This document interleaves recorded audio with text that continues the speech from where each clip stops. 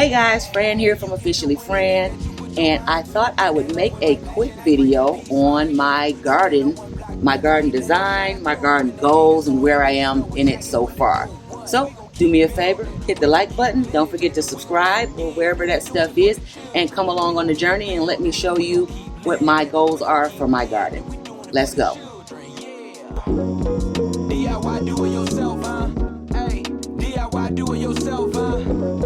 We on the farmstead, doing what we gotta do to get. So the goals for my garden was for it to look nice, to have light maintenance,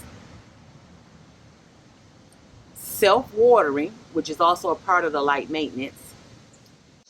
Oh, the other thing, my other goal was to find a way to add the nutrients needed to my garden boxes because they're above ground and not in the ground, so that I didn't have to buy any type of chemicals or extra things like that. This is my garden. I have 7 garden boxes. These boxes were all made out of pallets that were left here on the property. The pallets were already this size. They were 4 2x4, so they weren't regular pallets, they were heavy duty pallets. And they are 4 2x4s, or I'm sorry, 4 2x6s with 4x4s. And all I did was I took the pallets, I took 2 of these, took a third one, cut it in half, and added it to the ends. My garden faces the front of my house, and you'll see cars go by. So it was important that it looked decent from the street because it is on the side of the house. I actually had enough pallets to build myself a small deck out here where I have my little table, my umbrella, I got my rock speaker over there. I can sit in the garden area, and there are all of the boxes. Let me give you a zoom around so that you can see the boxes. On the fence posts are some white, that's not PVC. I can't remember what it is, but I used them in my old garden and I grew strawberries in them. So I moved them over here and just put them on the fence posts because I figured they would get some use sooner or later. I'm not sure if they're going to stay, but I didn't want to throw them away. I don't like to throw away a lot of stuff, y'all. The other thing that I built with the pallets was this garden sink. And this was just an old sink. Again, it was another pallet that I tore apart.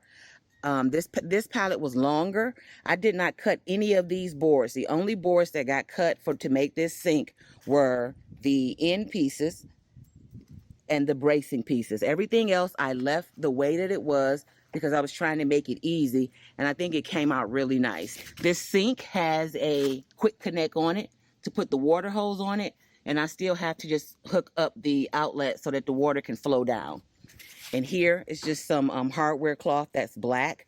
I wish I had black staples, but I didn't, so it's just a garden sink.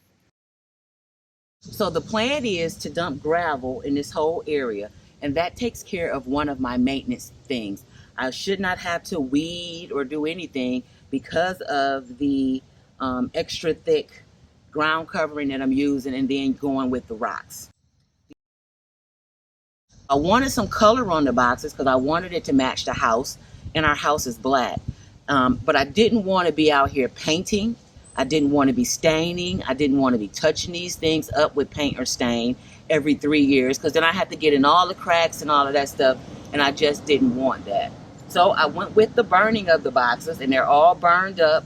And I'll link a video to the boxes and the technique that I used on that, as well as building the garden sink. So if you're out there garage shopping and you come across an old stainless steel sink, those old sinks are good. They don't rust like them new little cute ones they sell. Pick those sinks up because you never know when you can make a garden sink around your property. It doesn't even have to be in the garden. You can put it near your barbecue area, and it's simply just adding a sink and putting a piece on so that your hose attaches to it. So now we don't have maintenance on our garden boxes. We don't have the maintenance of pulling weeds that gives us the time to start our garden. The other thing about my garden is that I left a lot of space around things because I wanted to be able to get my tractor in and out of here in case I have to bring in a load of dirt or something like that. I don't want to have to get the wheelbarrow and come through a little area. No, that defeats the purpose of having that nice tractor. I drove the tractor in here several times to get the spacing right so that I can get around to each box as well as get out of here. Now, the part that's going to be the hardest for me is the self-watering bed, along with the finding a way to add the nutrients to the garden bed. And I've done some research and I know what I want to do. I want to do a self-wicking bed that also has the worm compost bed built into it.